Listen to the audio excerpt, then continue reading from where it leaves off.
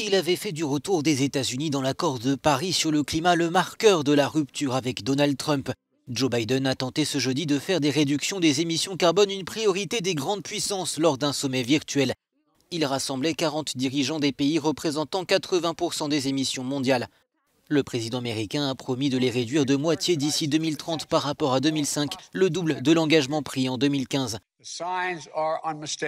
Les signes sont clairs, la science est indéniable, mais le coût de l'inaction ne cesse d'augmenter, a-t-il déclaré. Les États-Unis n'attendent pas, nous sommes résolus à agir. De son côté, l'Union européenne a eu chaud. Elle est parvenue à un accord in extremis à la veille du sommet pour adopter l'objectif d'une réduction nette d'au moins 55% des émissions de gaz à effet de serre d'ici 2030 par rapport à leur niveau de 1990. Il sera intégré dans une prochaine loi climat.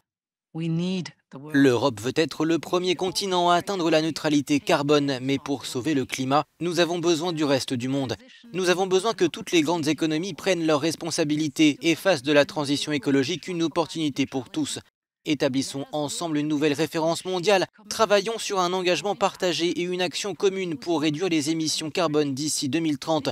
Cela nous met sur la voie d'une réduction nette des émissions d'ici 2050 et c'est ce dont notre planète a besoin. Chacun y va donc de ses objectifs chiffrés et de ses promesses. La Chine veut atteindre la neutralité carbone avant 2060 et Vladimir Poutine a rappelé son ambition de limiter les émissions comme il l'a fait dans son discours annuel à la nation la veille, sans donner d'objectifs chiffrés. Même le président brésilien Jair Bolsonaro veut faire mieux que la Chine en visant la neutralité carbone en 2050.